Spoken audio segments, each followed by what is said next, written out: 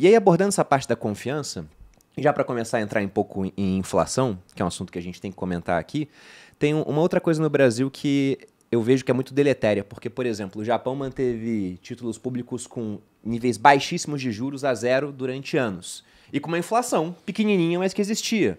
Então a dívida pública, ela crescia nominalmente, mas em termos reais poderia estar caindo, dependendo de quanto eles emitissem de dívida. Os americanos também ficaram com juros bem baixos ali na época da pandemia. E a inflação subiu pra caramba, chegou a quase 2 dígitos. Talvez tenha chegado a 2 dígitos, eu não lembro agora certinho. Então só a inflação pagou a conta dos juros durante bastante tempo. Mas aqui no Brasil, quando a inflação sobe, a Selic sobe e a nossa dívida pública, quase metade, ela está atrelada à Selic. Então a gente aumenta muito a conta dos juros que a gente vai pagar. Tanto que com Selic em 15%, a gente vai pagar mais de 1 trilhão de juros esse ano. E já pagamos mais de 1 trilhão ano passado. E na economia da reforma tributária, a gente pretende economizar 1 trilhão em 10 anos, na melhor hipótese, né? Já estamos gastando tudo, só em pagamento de juros. Eu quero fazer uma pergunta idiota. Posso? Claro.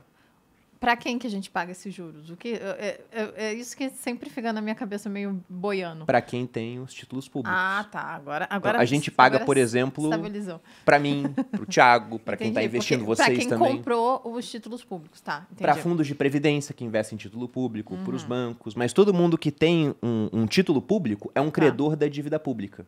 Só que esse é o ponto, né? O Instagram me baniu outro dia, já faz alguns meses, me acusando de divulgar golpes. Sabe qual foi o golpe que eu divulguei? Não. Quando o título IPCA mais 2029 chegou a IPCA mais 8, eu nunca tinha visto isso na minha vida. Eu tirei um print, botei lá, caramba, IPCA mais 8, né? Parabéns aos envolvidos. O Instagram foi lá e falou que era golpe. Mas eu entendi por que era golpe. Nossa, de certa maneira um golpe, né? Porque a gente compra o título, quem vai pagar é a gente mesmo com os nossos impostos, e o cara ainda me cobra imposto de renda sobre o negócio que ele tá me dando... Sendo que eu emprestei o dinheiro pra ele, entendeu? Então, no final, é um negócio que você fala, cara... É pra ser golpe. É um golpe mesmo, eu entendi o Instagram. Nem reclamei no final. Não, vocês estão certos. Excelente. Tô divulgando o golpe. Mas eu queria falar um pouco sobre essa dinâmica de inflação e por que o Brasil tem tanto da nossa dívida atrelada a essa taxa de curto prazo que pode mudar bruscamente, né? Sair de 2 para 15 e não sabemos como é que vai ser o futuro. Por que isso acontece? Então, primeiro tem uma coisa, Bruno. Eu não tenho certeza se esse dado de 1 trilhão de juros por ano, ele corresponde exatamente à realidade. Os números que eu vi aqui, baseado no site do Tesouro Nacional, do pagamento da dívida, é de 350 bilhões em juros por ano. Então, eu não sei, acho que valeria a pena dar uma verificada se esse número de 1 trilhão ele está realmente correto. O pessoal confunde bastante juros com amortização da dívida pública, pode ter alguma coisa disso aí. Sobre a questão de por que a taxa que os títulos públicos do Brasil são atrelados em grande parte à taxa de curto prazo, eu acredito que tem muito a ver com a questão da confiança e da credibilidade do país, num geral.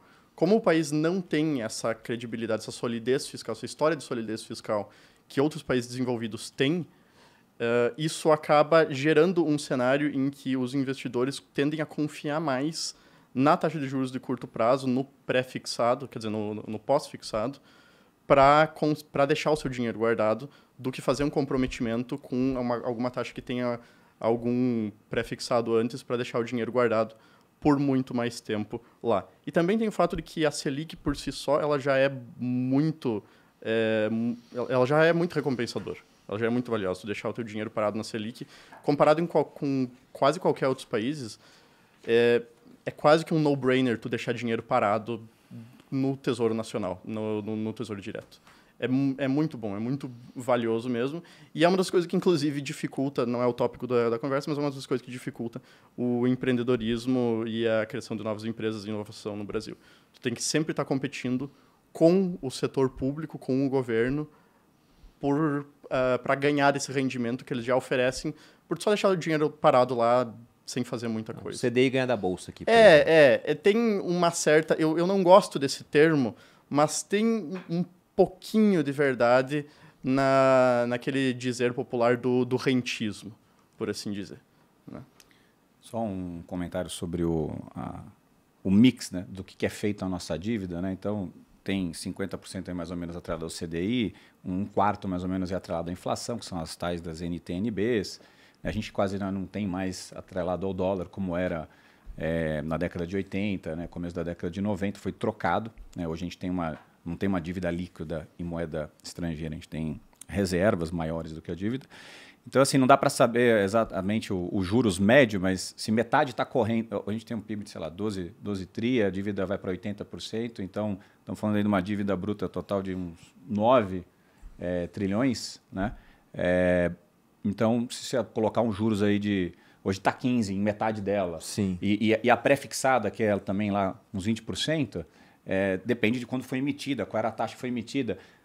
Mas dá para você calcular de cabeça mais ou menos que faz sentido esse próximo de um tri. Se o juro médio for 10, dá 900. Isso, né? E o da NTNB, você vai falar, não, o juros real da NTNB, que é atrelado à inflação, está em 7. Não, mas tem a inflação que está sendo repassada para o investidor também. Que, no final das contas, tem dado mais ou menos a mesma coisa que o CDI. E tem que dar mesmo, né? Porque senão você tem uma arbitragem. Se o CDI está dando muito mais em termos nominais do que inflação mais juro real, alguma coisa ali está errada, né? A inflação implícita da NTNB ela tem que conversar com o que está embutido na taxa da Selic, né?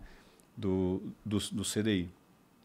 E aí você fez o comentário de que não é 1 trilhão, é 300, porque parte disso é rolagem da dívida, foi isso que quis dizer? Isso, é possível. Eu dei uma olhada nisso porque um pessoal da economia estava comentando e eles falaram que talvez esse número de 1 trilhão ele está um pouco exagerado. Eu não tenho absoluta certeza porque eu não peguei os dados aqui para dar uma olhada, mas vale a pena dar uma verificada. Pode ser que eu esteja errado também. Eu estou falando isso da minha cabeça, mas...